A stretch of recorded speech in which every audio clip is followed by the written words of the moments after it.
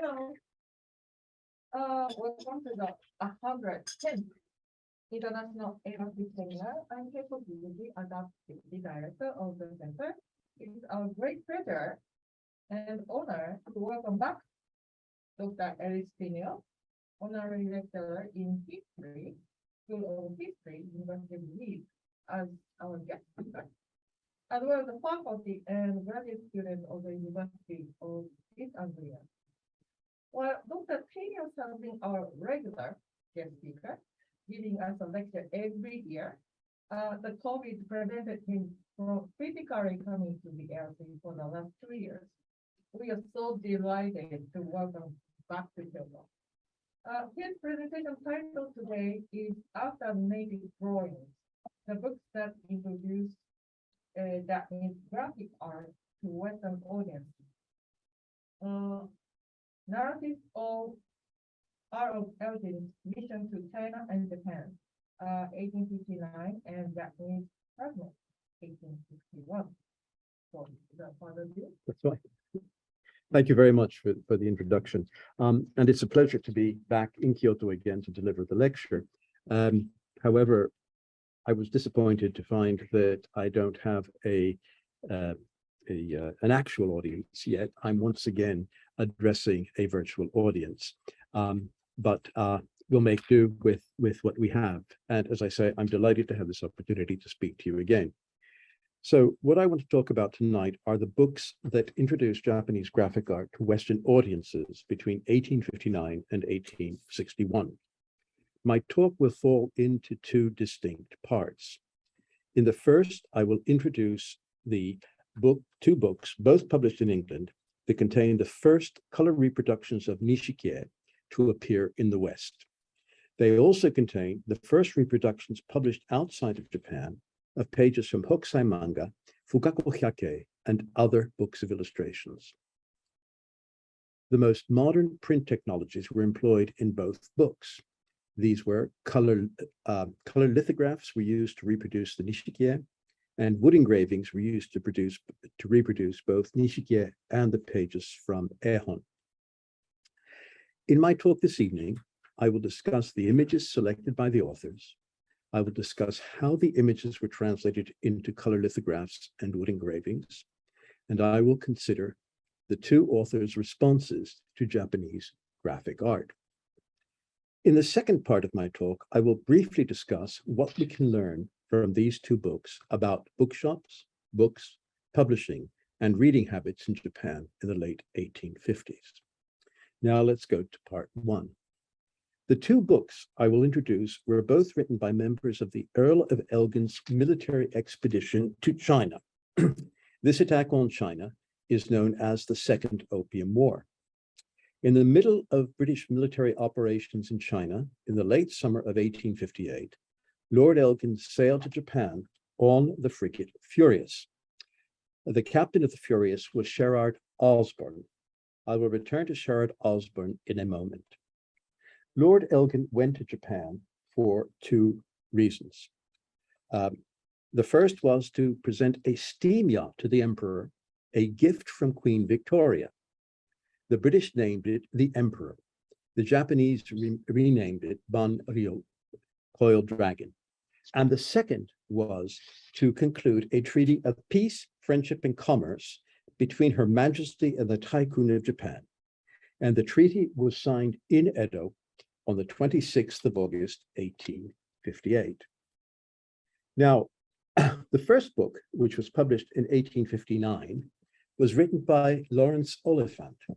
It had a very long title, Narrative of the Earl of Elgin's Mission to China in Japan in the years 1857, 58, 59, with illustrations from original drawings and photographs.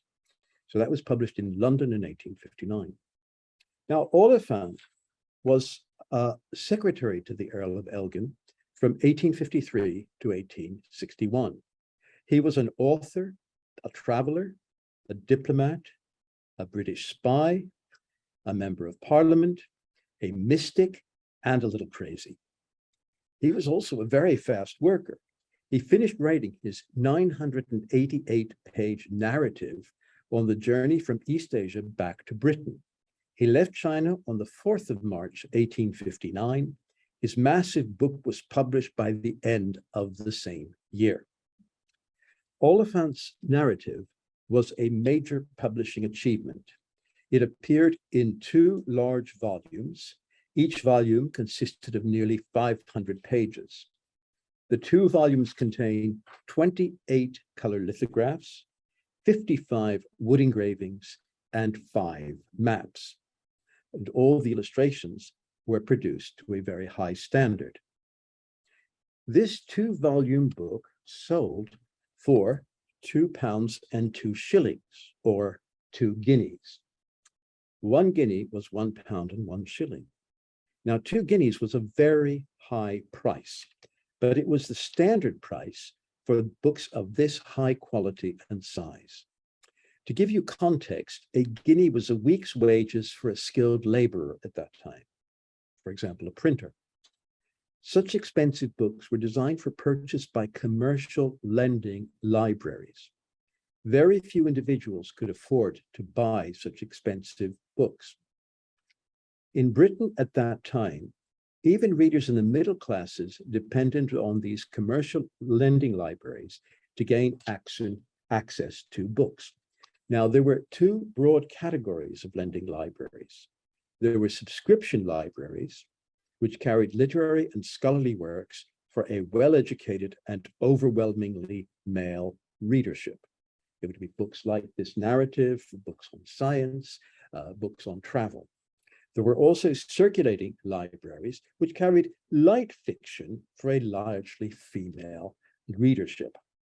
So we find that there were kashihonya in the West, and there was also the distinction between light, frivolous literature and more serious literature, and the ways that you would access it.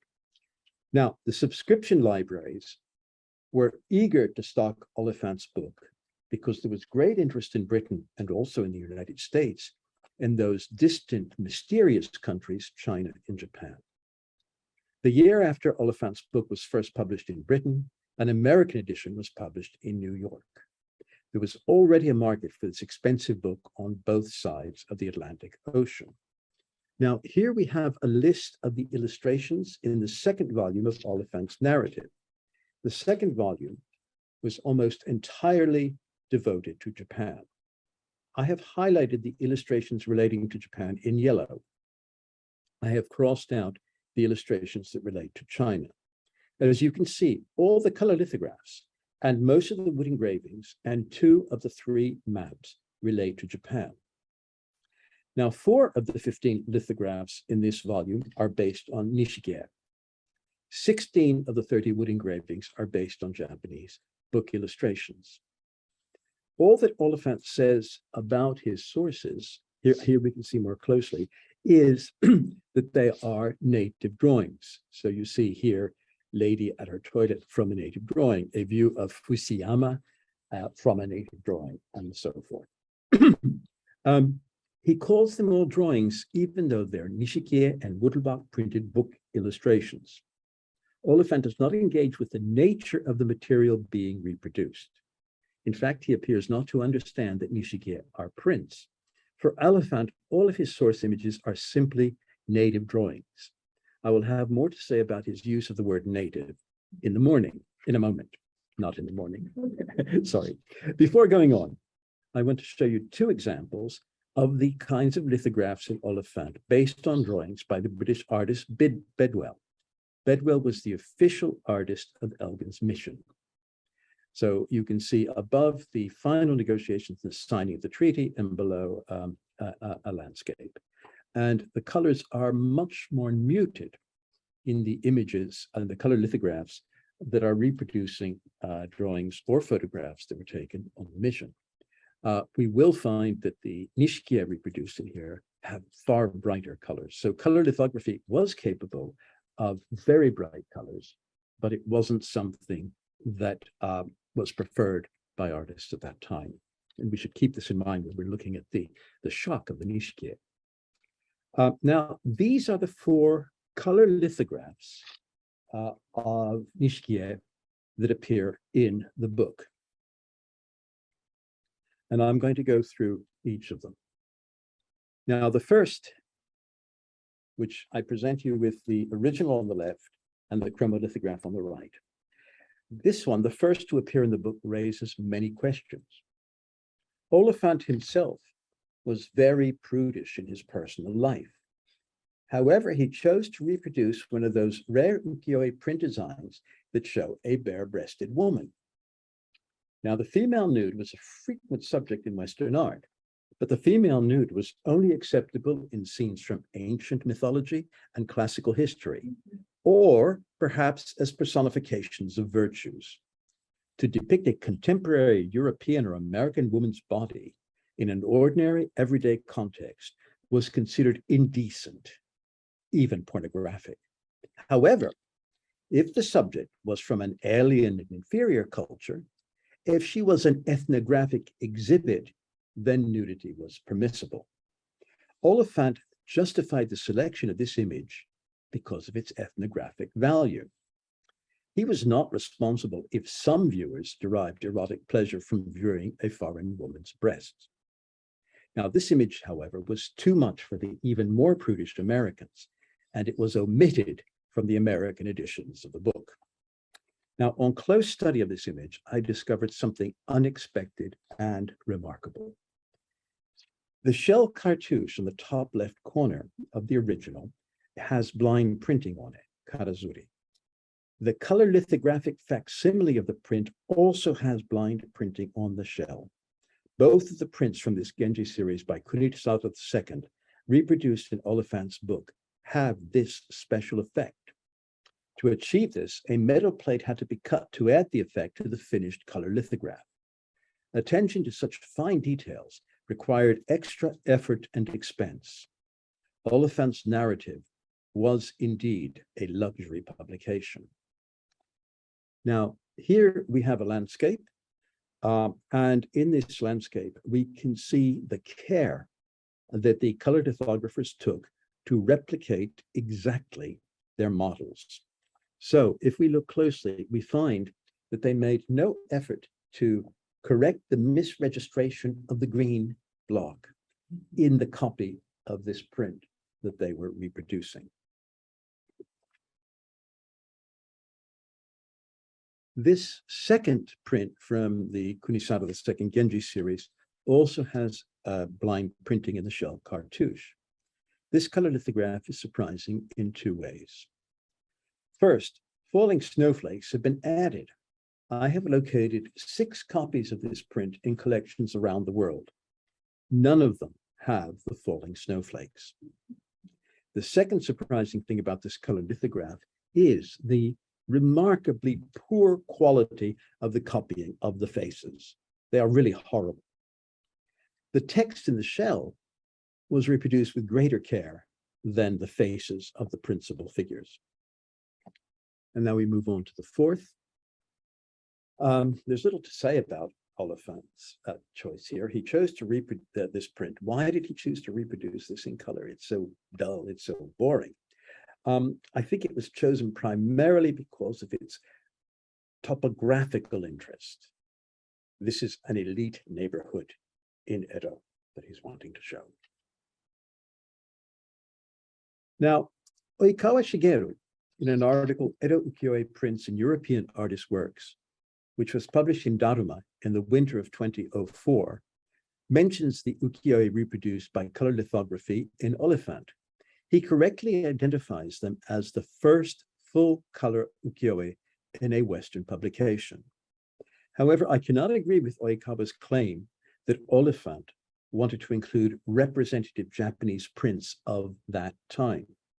The bare-breasted woman in the Kunisawa II Genji series print and the Dell Cityscape from Hiroshige's Toto Meisho are not representative Japanese woodblock prints of that time.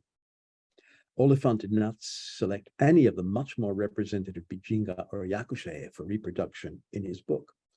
He was not interested in Nishige as examples of contemporary Japanese art.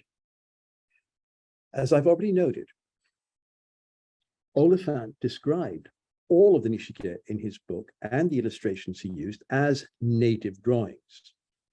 Native can mean alien, foreign, indigenous, and also suggests primitive. The term can also carry racist connotations. Something identified as native is of a lesser or lower quality than the cultural products created by white European men. Oliphant shows the Japanese printed images reproduced in his book for their ethnographic and topographical interest. For him, they were not art. The following passage is the closest that Oliphant comes to art criticism. He writes of the Nishikie. Though ignorant of the art of painting in oils, the Japanese are skillful in the management of watercolors, and some of their colored prints are lifelike and characteristic. Now, in Europe at this time, oil paintings were the highest form of art. The Japanese are ignorant of it, and therefore they have to be artistically inferior to the Europeans. This is how the Oliphant's mind would have worked. Oliphant acknowledged that the Japanese were skillful in some of their watercolors, but in Europe, watercolor was a less valued medium. It was mostly amateurs and women who worked in watercolors. In this passage, Oliphant seems to be saying also that the colors in Nishikie were applied by using watercolors. Again, this reinforces my belief that he did not have an understanding of the material that he was reproducing in his book. Now let us turn to the wood engravings that are reproduced in Oliphant's book. In his article, Oikawa Shigeru makes no mention of the wood engravings, even though there are 16 of them in the book. Japanese woodblock printed book illustrations had been reproduced in the West just once before the publication of Oliphant's narrative.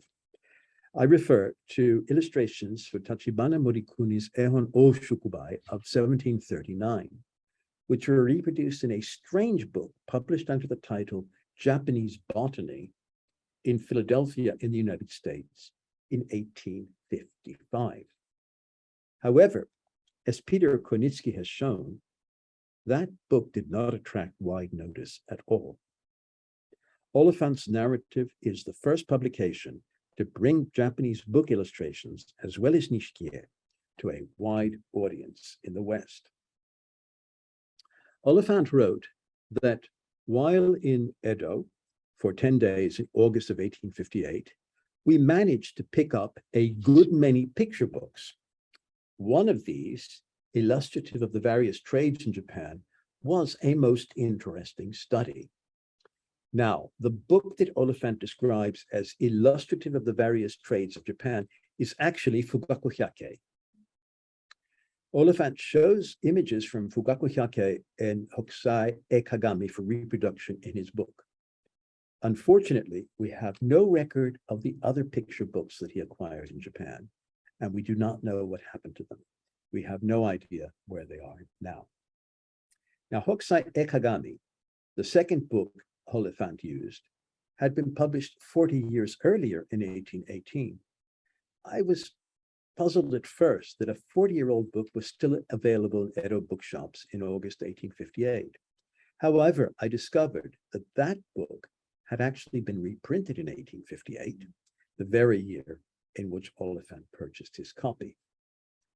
Oliphant did not know the names of the artists or the titles of the two books he mined for images. In addition, Oliphant misunderstood many of the images he chose to reproduce. Consider, for example, this caption for a woodcut of part of an illustration from Fugaku Hyake. He wrote, "Another favorite act of devotion, and one in which some enterprising Englishmen will doubtless ere long participate, is the ascent of the celebrated Fushiyama, the matchless mountain. The ascent is said to occupy 3 days." Now, there are illustrations of pilgrims ascending and descending Mount Fuji in Fugaku Hyake, but this is certainly not one of them. Here we are. I can show you on the right the illustrations of climbing Fuji.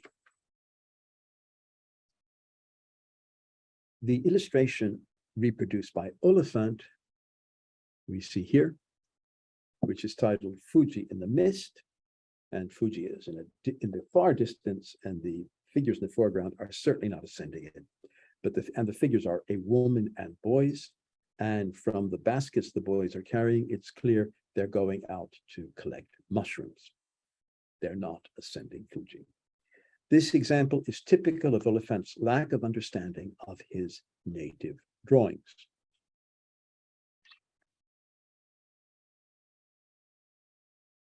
Let's now turn to the second book, Sherard Osborn's Japanese Fragments with Facsimiles of Illustrations by Artists of Edo, which was published 2 years after Oliphant's book in 1861.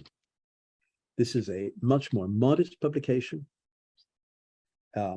It contains just 139 pages, not nearly 1,000, and it sold for 7 shillings.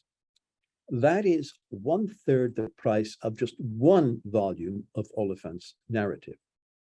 However, it is rich in illustrations, and here you can see the difference in the two publications, both in terms of size, thickness, and price. And if you look at the state of Oliphant on the right, the binding, it reminds us of how sturdy Fukuda-toji binding is for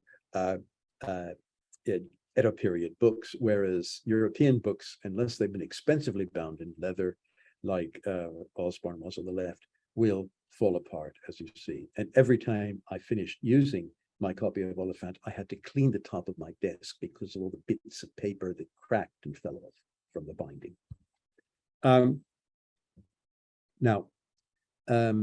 Who was Captain Sherard Osborn? But he was obviously a very proud young man, as we can see in this print of his portrait. He was an admiral in the Royal Navy, he was an Arctic explorer, and he was an author. As captain of HMS Furious, as I mentioned, he took a prominent part in the operations of the Second Opium War. And it was on his vessel that Elgin sailed from China to Japan to negotiate with the Japanese. So Osborn was there for 10 days. He was in Edo for 10 days in August of 1858.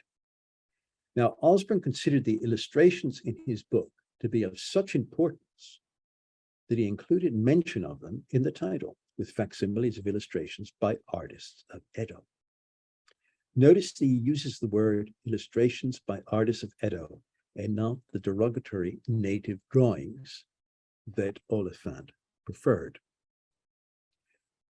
Osborn also emphasized the importance of the illustrations in the preface to his book. He explained in his preface that he wrote this book in order to present images of Japan by artists of Edo to the public of England.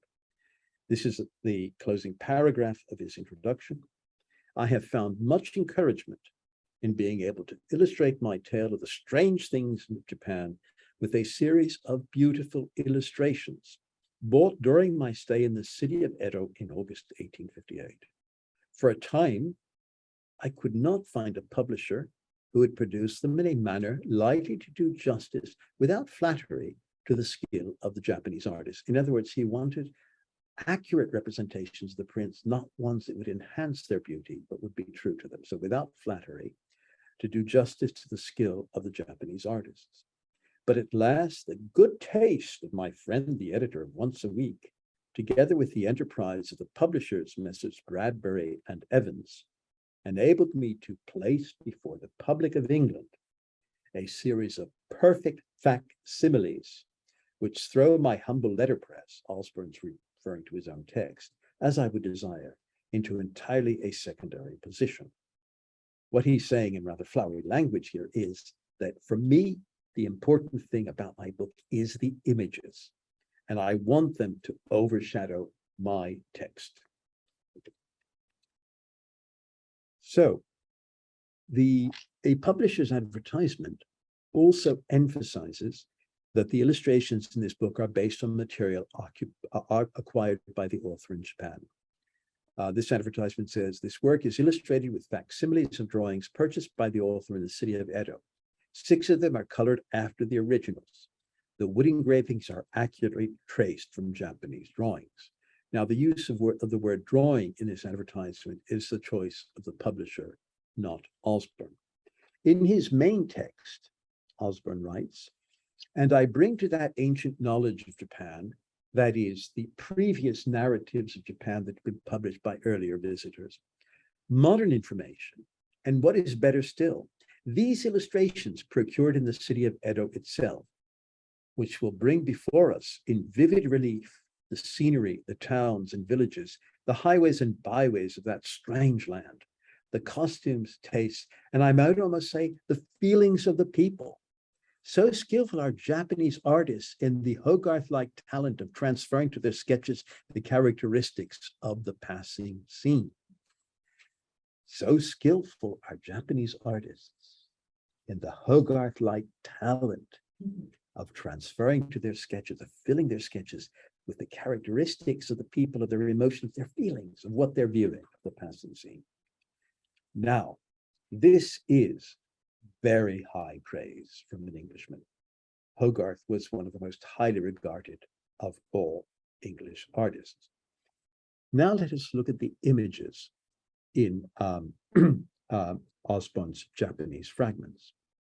These are the color lithographs included in Osborn's book. They are slightly smaller than the color lithographs in Oliphant. If we look at them carefully, we realize that they were not as faithful to the originals as the color lithographs in Oliphant. While the prints have been produced with careful attention to bokashi and other effects, as you can see, the cartouches, the signatures, the publisher's marks, the censor seals have been removed from all of them. In addition, the corners of each have been scalloped, even when the originals had right-angled corners. So we have to admit that the color lithographs in Oliphant are more accurate reproductions of the Nishikie than the color lithographs in Osborn's book.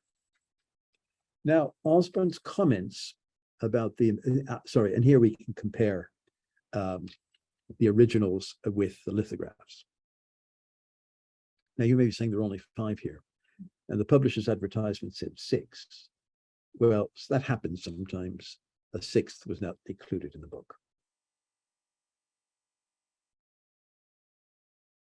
But if we take an overall view, it's quite interesting. They seem to have done quite a good job of reproducing the prints.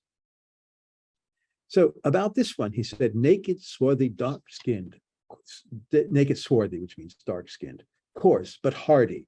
Look, those tillers of the fields, as we view them in the midst of their labors transplanting the rice plants. Well, the activity of the peasants is correctly described. They're transplanting rice seedlings. However, they are hardly naked, swarthy, or coarse. In his choice of words, Osborn reflects the prejudices of his own social class. That's what peasants are supposed to be like. These are actually very well-clothed peasants in this rainy scene. Now we look at this landscape. He says, even the humble artists of that land become votaries, worshippers of the beautiful. And since such efforts as the one annexed strive to do justice to the scenery. I do apologize for the very florid language that they wrote in England in the middle of the 19th century. Okay, so they strive to do justice to the scenery. Their appreciation of the picturesque is far in advance good souls of the power of their pencil. But our embryo Turner has striven hard to reproduce the combined effects of water, mountain, cloud, and spray, touched by the bright gleams of the rising sun. Well, there's a lot here to comment upon. There is a great deal of condescension, of snobbery in his language. He refers to the Japanese artists as humble, which suggests they're of low status. He says they strive. In other words, they're trying hard to do justice to the beauties of their country, but they fall short of their goal. He talks of the power of their pencil. You know, they're just not up to it. He acknowledges the intensity of their appreciation of the picturesque. However, he feels that their appreciation of the beautiful is greater than their abilities as artists.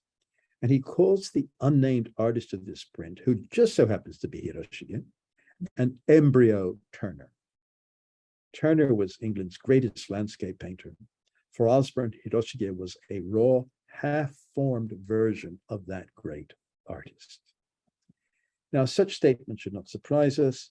Osborn's aesthetics were solidly grounded in European art. What is noteworthy is that despite his deeply rooted prejudices, Osborn was perhaps the first Englishman to express in print genuine appreciation of the art of the artists of Edo. Remember that in his preface, he praised beautiful illustrations, the beautiful illustrations he acquired in Edo. Now, as we have seen, some changes were made when the color lithographs were reproduced for Osborn's book. Now, even greater changes were made in the wood engravings that were based on Nishikye. In all, 5 Nishikye are published as wood engravings in Osborn. Here they are. You will forgive my amateur photographs. I don't have the equipment of the ARC to produce proper images for you, but I think you can see what the material is about. Okay, so this one is fascinating. It's actually a pastiche, an extraordinary pastiche. The bottom half is based on a design from Hiroshige's 53 Stations, the Tokaido Highway. But the designer who was preparing the wood engraving moved that group of figures to the right, as you can see. So that takes care of the bottom half of the design. The top half was taken from this print, as you can see.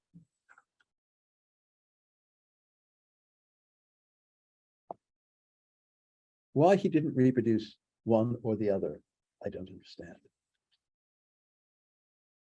However, these figures, the palanquins being carried across the ford, do not appear in either of these designs. However, we will find them in a third print. So we have a pastiche that draws upon 3 prints by Hiroshige from the opposite ends of his career as a designer of landscapes.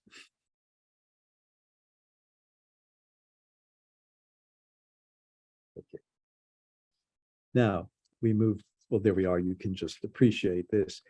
As you can see, the proportions are wrong for Nishikye. It's so crowded, just doesn't make sense. Now here's another print, and he says the hostels, he actually means brothels, are to be recognized by the courtesans, who both in the balconies and in the doorways are inviting the passers-by. The 3 travelers in the foreground are criticizing the poor girls and debating at which house to put up. Neither party, neither the men on the street or the women in the house, seem in the least ashamed of the part they are performing. This is truly an everyday scene, sadly illustrative of the remarks we have made. Now, the remarks we have made is they're saying the Japanese are so wonderful, except that they're too easygoing about sex.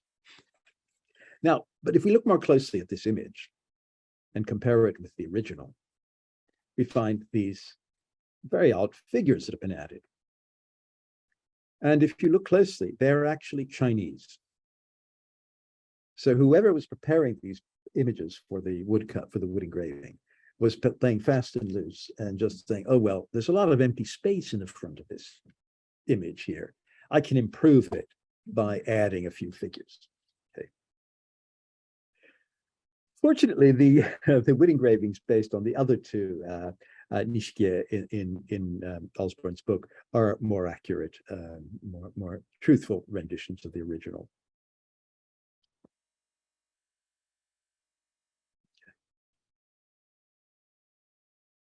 Now, here is a print from the Hiroshige's first Tokaido series, another print from the first Tokaido series.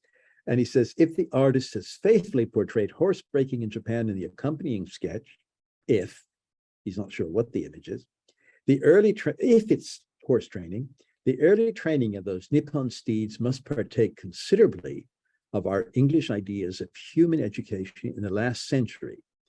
The fortior in re prevailing considerably over the salvator in modo. That's, he had to throw some Latin in, didn't he? Firmly in action, gently in manner. Well, it's no such thing. It's not horse training. And then Now, I'll conclude with Osborne's treatment of book illustrations. He drew on Fugaku Hyake, Hoku Manga, Hokusai Manga, parts 9 and parts 12.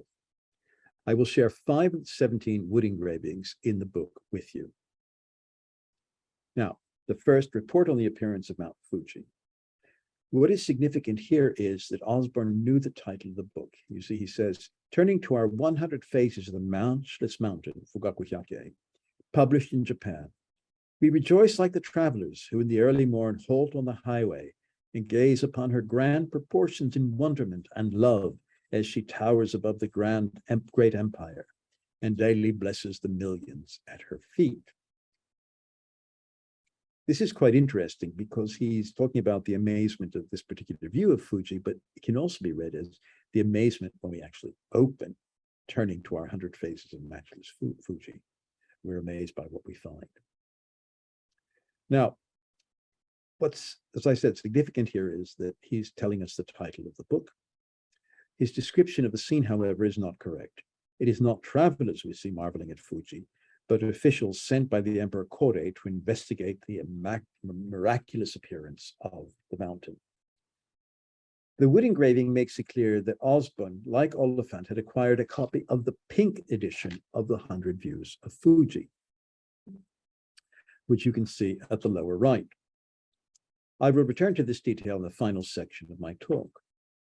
Notice that Osborne presented this majestic double-page spread as a single-sheet design, and he would not allow the peak of Fuji to break the image frame. It is likely that Osborne's book designer, when creating the block-ready drawing for the wood engravers, corrected the error of the Japanese artists that allowed the peak of Fuji to break the upper frame of the image field. Just as the designer felt he had to add 4 figures in the foreground of that Nishiki we saw previously. And what I've given you there is, at the bottom left, you see the original printing of Fuji, which was done entirely in grays. And on the right, the so-called pink edition. Our second example from Osborne is climbing Mount Fuji. Among other graphic, and his commentary here is very interesting. I'm sorry, we're having a small equipment crisis in the room here. Is everything okay? Yeah. All right, okay. Climbing Mount Fuji. So he says of this image, among other graphic illustrations of the toil and danger undergone by Japanese devotees of Fuji, we give a facsimile of one, which brings before us the Antres vast and desert's idol. Now that's a quote from Shakespeare from Othello, meaning great caves and broad deserts with nothing on them, through which they have to wend their way. And we can sympathize with the Alpine Club as they view our facsimile and regret that no artist has been found in Europe who could as truthfully portray their deeds of daring at the shrine of their mountain goddess. So what he's saying, the Alpine Club is the mountain climbers in Europe would look at these images and say, my goodness, there's nobody in Europe who can give us accurate description of what we do on those mountains as this unknown artist has done. Okay.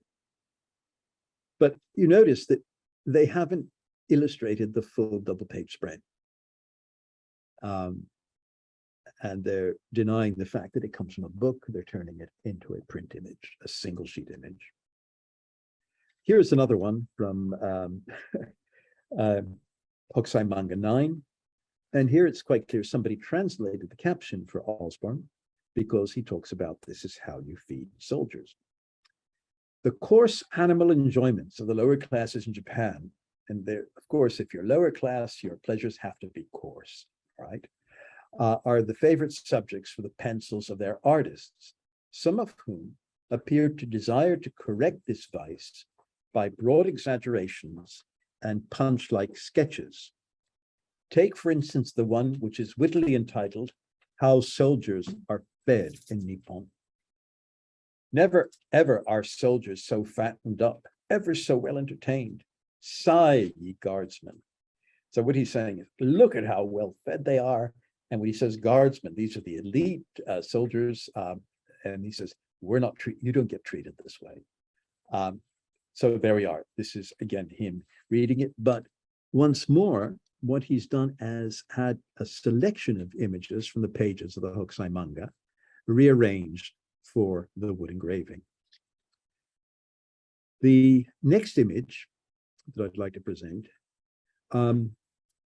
is very interesting for what Osborne does with the scene. What we have in it is actually Ota Dokan, who approached an inn on a rainy day to request the loan of a raincoat. Instead, the maid brought him a yamabuki flower on a tray. Her meaning was expressed by the poem. Although having many petals, the yamabuki, to our regret, has no seed. The word mino can mean both seed and grass raincoat. And this design comes from Hokuun manga. Well, I'm afraid Osborne didn't have a clue. So he said, a distinguished general, it may be the great Taiko Sama himself, although we fear the officer is not half ugly enough, encounters a beautiful maiden in a heavy shower of rain. She has taken shelter under some rose bushes, most appropriate shelter for one so lovely. But in spite of the rain and despite of rank, the gallant son of the Japanese Mars is the Roman god of war, he uncovers to salute one so surpassingly beautiful, while she, blushing, trembling, with downcast eyes, acknowledges his courtesy by presenting flowers. A charming idyll, a picture of the combination of military and social virtues, worth a whole book full of type. In other words, a whole book of words. And this is what we find quite often in this early period, where Europeans saw images like this and simply made up stories to describe them. And I conclude with this wonderful image from Hokusai Manga 12. And here, in the caption under the images, boys struggling with live eels. What he says is the liveliness of fish brought to market is frequently illustrated by the native artists. And a facsimile of a laughable scene supposed to arrive from their being too lively will be found on page 138. And we have page 138 over there. But you'll notice that, of course, the caption has been removed.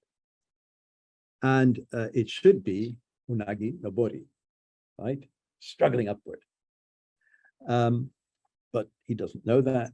But one of the things that he didn't do is to reproduce the facing page, which raises some interesting Freudian possibilities in looking at the juxtapositioning of the two images. All right. Now, how was Osborne's book received when it was first published? Here are passages from two contemporary reviews. In the Westminster Review, which was highly regarded, the reviewer wrote, "The little volume is a picture of a strange civilization that perhaps may not long endure, and may be confidently recommended to all who have a taste for genuine artistic curiosity." This review includes the chilling observation that the strange civilization of Japan may not long survive contact with the West. But the reviewer was sufficiently impressed by the illustrations in Osborne's book to recommend it to those with a taste of genuine artistic curiosity. This is a kind of ambiguous praise. He's not taking it quite seriously. It's a curiosity. There's some art in it. He doesn't know quite what to make of what he's seen. However, the review in the Times is enthusiastic. Sherard Osborne's Japanese fragments with facsimiles of illustrations by artists of Edo is a real novelty. In fact, it has come upon the artist world as a surprise to find that there are artists in Japan who can draw with the vigor of Gilray and the delicacy and humor of Richard Doyle. This reviewer states clearly that this is amazing to us, that the artistic world can find works of such quality among the artists of Edo. and he compares them favorably with English artists. So what can we say now? Some preliminary concluding observations about these two books. Osborne showed greater appreciation of the prints and books he brought back from Japan than Oliphant. He praised, as you saw, the skill of the Japanese artists in the Hogarth-like talent of transferring to their sketches the characteristics of passing scenes. Nonetheless, he felt that even though the Japanese artists were very skillful, they were, after all, not as refined and developed as European artists. This kind of attitude is to be expected of a man of that time, steeped in European artistic traditions. However, he was capable of looking with relatively unprejudiced eyes at Japanese graphic art.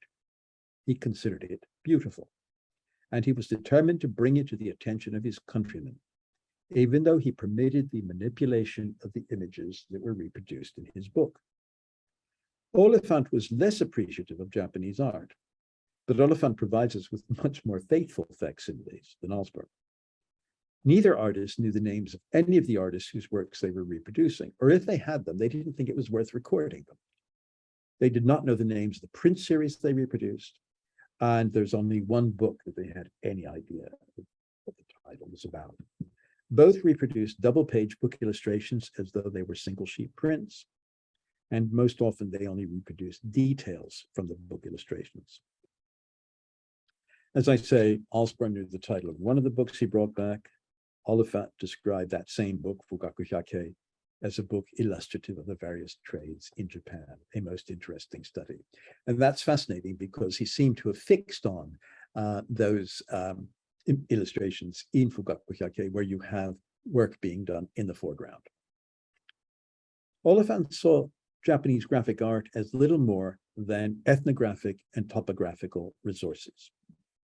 Osborne approached the prints and books he acquired in Edo represent, I believe, a moment of transition from seeing Japanese graphics as ethnographic and topographical sources to the beginning of appreciation of them as art.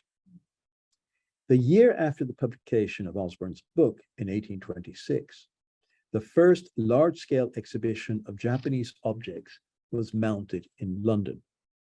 This exhibition made up a very small part of the international exhibition of that year. The Japanese government did not participate. The British minister in Japan, Rutherford Alcock, sent a selection of textiles, ceramics, lacquerware, ivory carvings, enamel work, metalwork, as well as some prints and illustrated books for display. Here is the material Alcock selected from his own collection as displayed in the Japanese court at the international exhibition. By the way, the Cupid on the right is not part of the exhibition.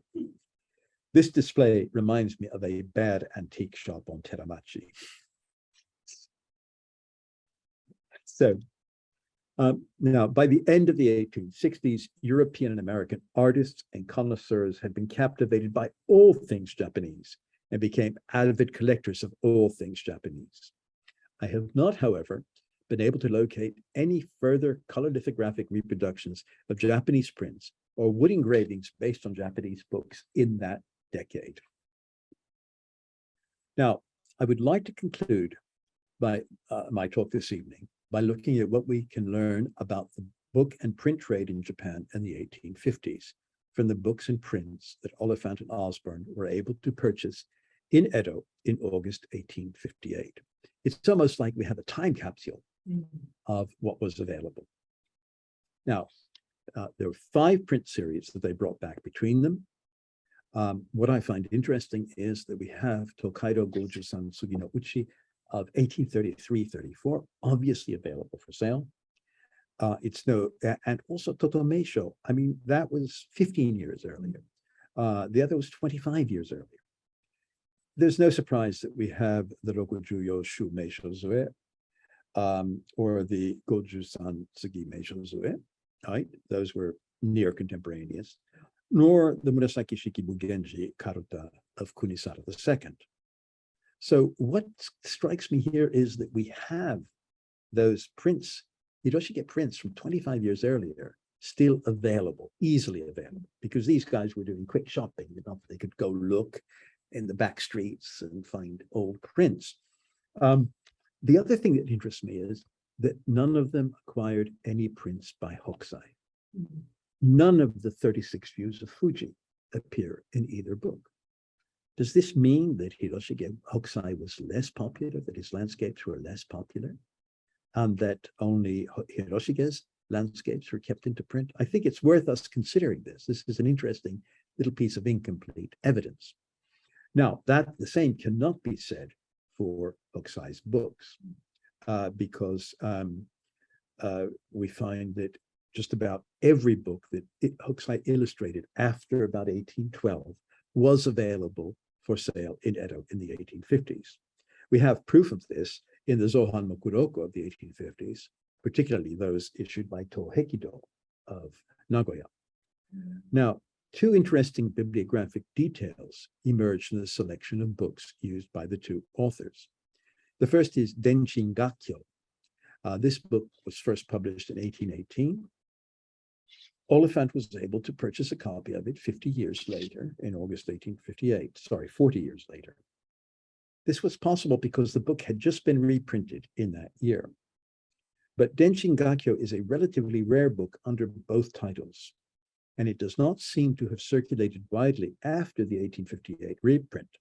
I say this because 20 years later, in 1878, the then head of Tohekido took designs from this book and reworked them to create Hokusai Manga Part 15. The publisher did not think that buyers of Hokusai Manga 15 would notice that he was recycling already published material. And from the preface to that book, it seems clear that he thought most of the buyers of his newly minted 15-volume Hokusai Manga were going to be foreigners. Now, the second bibliographic detail has to do with the Tanshoku edition of Fugaku Hyakei. Now, Katano Yoshinori published the first complete edition of Fugaku Hyakei in 1849. He was Eirakuya Toshiro III. That was the year after Hokusai's death. Why it took that long raises some very interesting questions, which would be a whole lecture in itself to attempt to address. Now, the Hokusai's conception of the Fugaku Hyakei was that it would be entirely in sumizuri with kusuzumi. And it is perhaps the most magnificent example of this printing technique in all books produced in the Edo period. Now, Osborne and Oliphant both bought copies of the pink edition, and Yoshinori died in that year. That means that Yoshinori published the pink edition of Fugaku Hyakei. He published it within 8 years of publishing the book as Hokusai intended. It's not clear why he published this pink edition so soon after the first complete edition of the book in Sumizuri and Yusuzumi. This pink edition was not popular. It is rarely encountered. In the mid-1870s, Yoshinori's son and successor abandoned the pink edition and returned to the original monochrome version for his printing of the book. But to my shock, last week, and this is what's so wonderful about going into the bookshops of Kyoto, I came across a copy of Fugaku Hyakei in 3 volumes, published by Unsoro in 1979, in which the pink was restored. This edition is poorly printed from worn blocks on stiff paper. It is a disgrace to Unsoro that they produced and offer for sale a book like this. The Edo period pink edition of Fugaku Hyakei itself deserves closer study and evaluation, something I would really like to look into, but I don't have time to attempt it with you today. Finally, the texts in Oliphant Osborne emphasize the following features about books and the book trade in Edo. Bookshops were to be found everywhere. Japanese books were more frequently illustrated and more richly illustrated than books in Europe and America. This is something that both authors found astonishing. Books in Japan were not expensive, and reading was widespread throughout society. And also, lavishly illustrated erotic books were openly for sale, books that shocked Europeans and Americans. Consider, for example, this American reaction to Shunpan, right? That came from a narrative of the expedition of Commodore Perry, the American, to Japan in 1852, 53, and 54. There was enough in the popular literature with its obscene pictorial illustrations to prove a licentiousness of taste and practice among a certain class of the population. So it's a certain class in Japan who are licentious. In other words, they're sexually just totally free. And these images were not only disgustingly intrusive, but disgracefully indicative of foul corruption. In other words, not just rotten, but stinking rottenness. They really were upset by Shunpan. This passage touches upon a view repeated by all these early accounts of Japan. The Japanese are a wonderful people, honest, industrious, clean, artistic. However, they're just too relaxed about sex. These writers felt certain that once Japan was Christianized, this sad deficiency would be corrected and the Japanese would rank among the best people on earth. Now, I'll just conclude with a footnote. In 1862, the year in which a display of Japanese artifacts was included in the International Exhibition in London, the first official delegation of Japanese arrived in Europe of modern times. Here we see them visiting the International Exhibition. They came to attempt, without success, to postpone the opening of the ports agreed upon with Elgin. Western access to Japan and Japanese understanding of the wider world were both undergoing rapid transformation in these very years. Oliphant and Osborne, with words and images, were the first to bring Japan vividly to life to the people of Britain and America. Thank you. Thank you so much for wonderful, very thought-provoking. So many things to think about.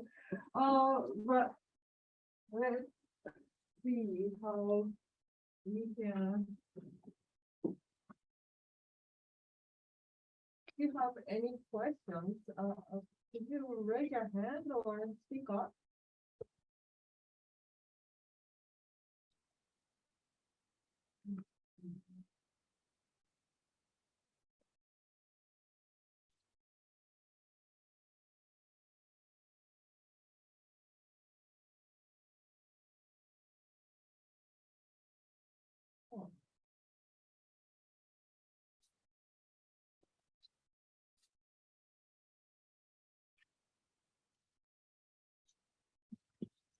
So while waiting for some questions, I mean, I know in the 1850s, 60s, of course, 1859 is the time Yokohama Port was opened. Mm. So, as soon as it's open, or even before that, that Japanese close information being brought overseas. But what you just talked today is, of course, conveying ukiyo-e to the United Kingdom, but the way they modify it really strikes me. Yeah. It does just between ukiyo-e and the Western audiences, or wherever these sailors or trading or military ships go, did it happen to all the, for example, India, China pictures? They modify like this? I don't know examples of the other, but I think that there was a freedom of adapting them to your publications. But what I found very interesting looking at these was the way that they, first of all, didn't understand the medium that they were reproducing. And secondly, they had no sensitivity for the conventions that the Japanese artists observed. So, for example, I think it's quite telling that they did not have the peak of Fuji break the top frame. Yeah. Right. Things like that. And I find it extraordinary in Osborne's book that they created those pastiches. Mm. But I can't say anything about what happened with other countries they were opening at that time. But as far as I was reading the text you put in here, obviously it's very social evolutionism kind of the judgment. So, They're very judgmental. Yes, Right. yes, yeah. so that we conquer here. But I also see the appreciation of Japanese Yeah. art. Yeah. Interesting combination.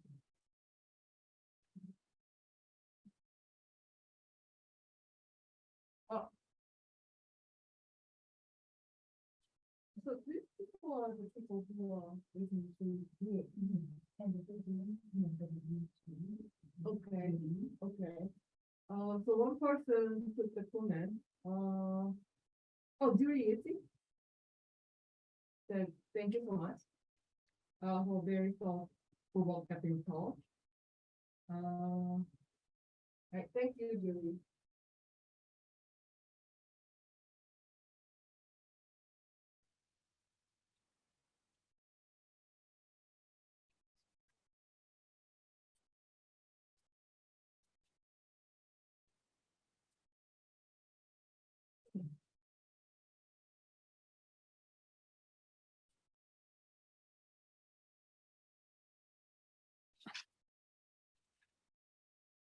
So did this kind of trend continue in the 80s, 60s as well? Or- This is something I want to look into further. Okay.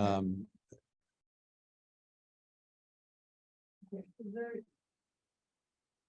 so this is your new program. My new project, yes. Okay. Yeah. Oh,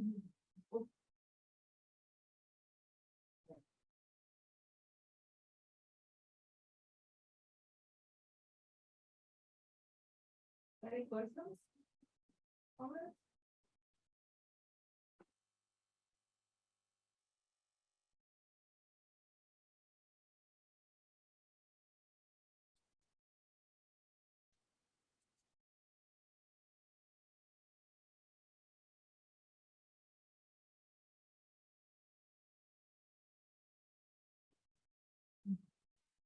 Oh.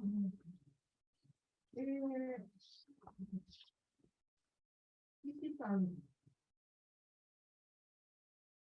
Shida. Yes, Understood. I have a question. First of all, thank you so much for the presentation. I was just curious about the appreciation of these books. I was wondering how these books were appreciated outside of Japan and how these depiction influence on the way people outside of Japan see Japan. And is there any cases that cause or misunderstanding or representation of Japan, maybe in museum collection or private acquisition of Japanese arts? Well, there was a lot of lack of understanding. William Michael Rossetti, who was a great art critic, got his hands on Nihon Sakigake by Hokusai. And he was desperately trying to find a story to match the images. And he actually went into print writing what he thought the book was about, but had nothing to do with the sequence of unconnected images of warriors in that. It took a while to get a more stable understanding of the material, but it was having a very great impact on artists from day one as this material was coming through. But what struck me here is that we have two different attitudes, the two authors toward the material, but they've gone to great expense and effort to create these color facsimiles of Nishikie, and also the wood engravings that were based on the book illustrations. And even though they're presenting the book illustrations as prints, and that would still be happening in the 1890s in the publications of Siegfried Bing, for example, they were still, I think the importance is that they were taking these books and using them and presenting them to a new audience. And it's a first step. It's a very important step. Yeah, in this trend, I mean, Bing Yeah. is much more popular. I But guess. he was much later, of course, much later. later. Yes, Yeah. yes. So this is really the first. Yes, the first time that we're getting Nishikie reproduced in color, and the first time that we're finding ehon of any kind being reproduced.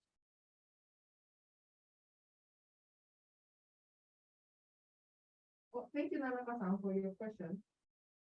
Thank you so much. Okay.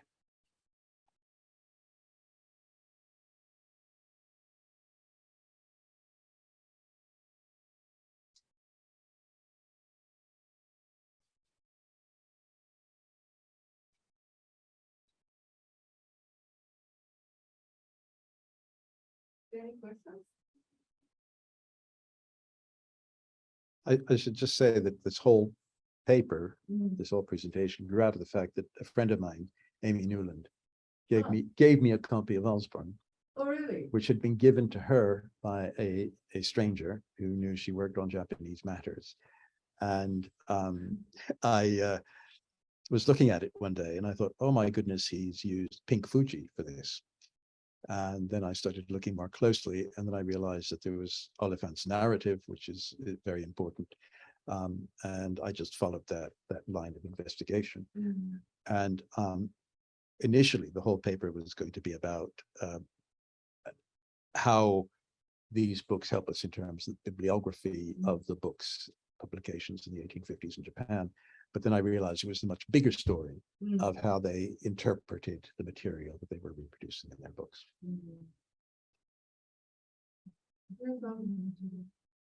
Oh, so during ESC also messages. These were the first two books. When were the next ones of the similar nature published? Were there many coverage that particularly the great letters in Japanese art by the end of the 1850s? I think it was the actual books themselves that were coming in that sparked the great interest, not further publications in other books. No. No, these stand out on their own there. This was very expensive to create these chromolithographs and to create with blind printing as well. It's astonishing that they went to that trouble for these books. So no, I don't. I think that it was not further publications, as I say, but the importation of books. And in the Great Exposition, was it 1866, the Bakufu sent representative samples of books, Right. Including illustrated books. Right.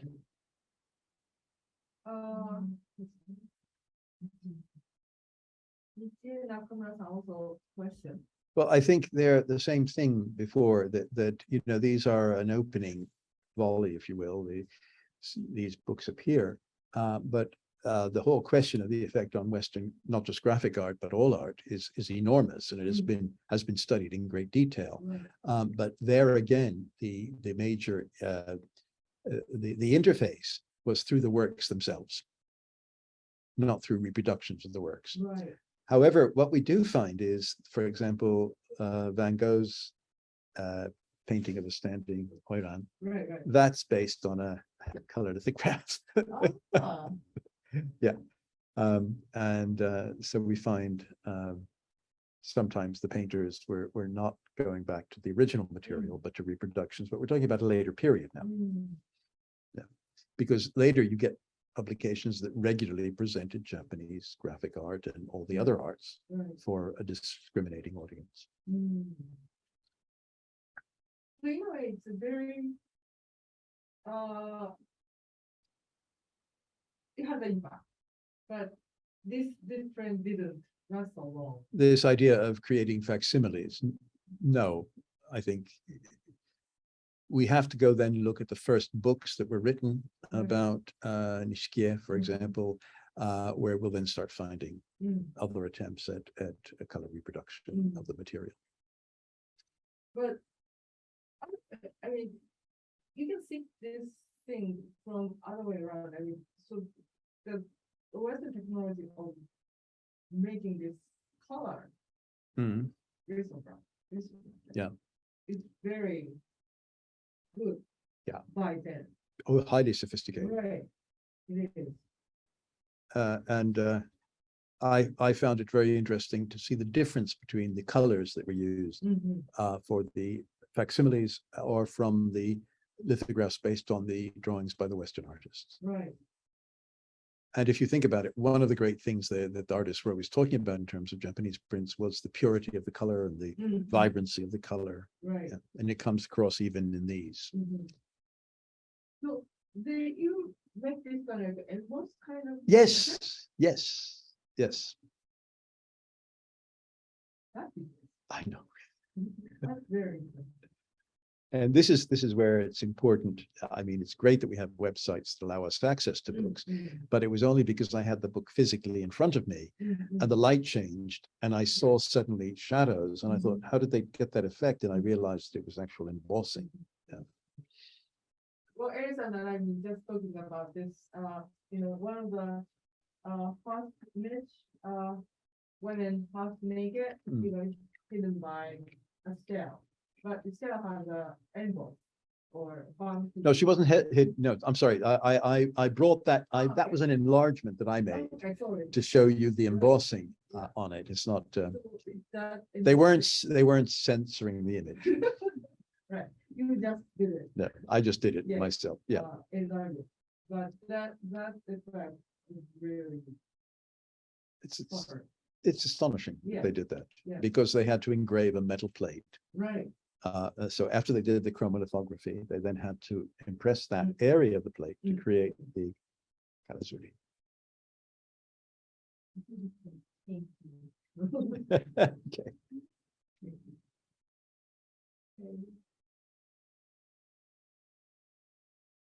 Any new?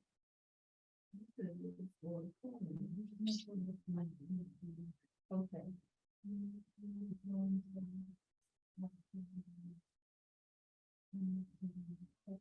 Okay.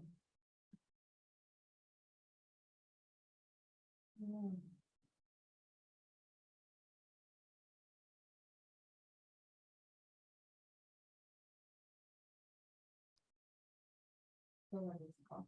日本語でもいいですよ。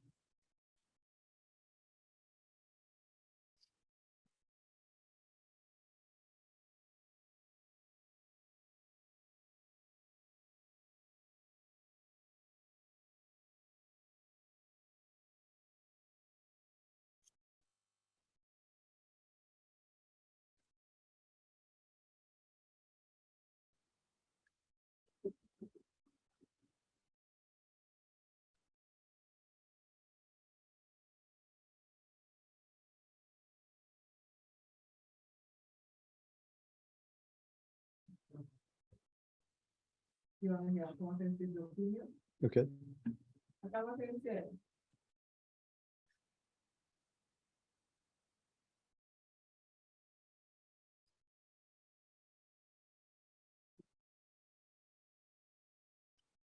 Akama Sensei 聞こえますか？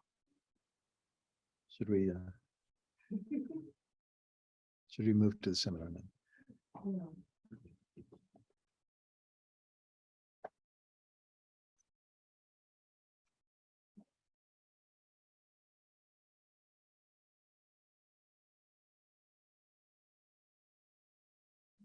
ん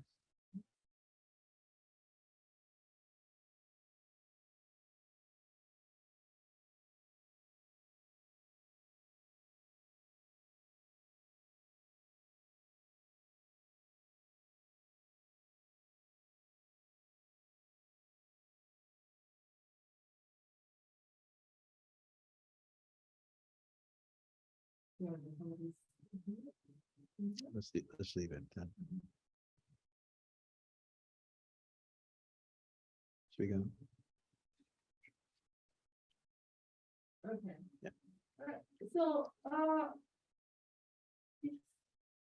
Okay, it's a little bit early, but, if you don't have any questions, we, you okay? Say goodnight.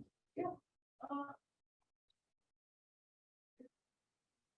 Wrap up this seminar. I'd like to thank once again Dr. Ernst Quiñones. And let me just announce the next International ALC seminar. We're gonna have next one on December the 7th.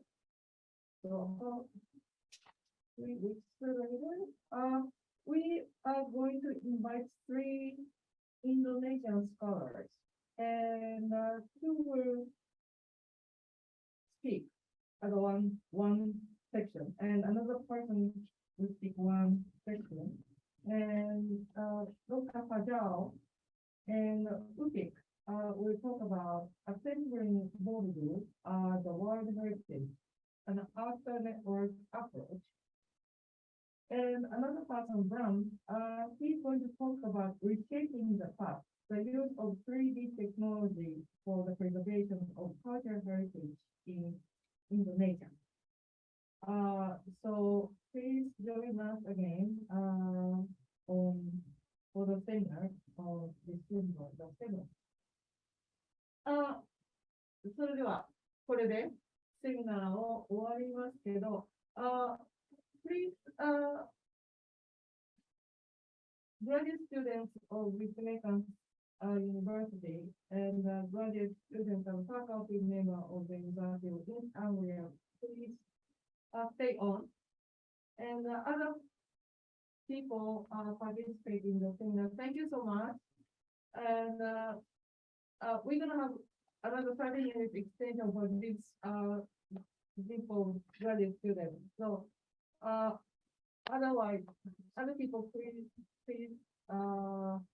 shut down the Zoom, please. Thank you so much for the participation. Thank you.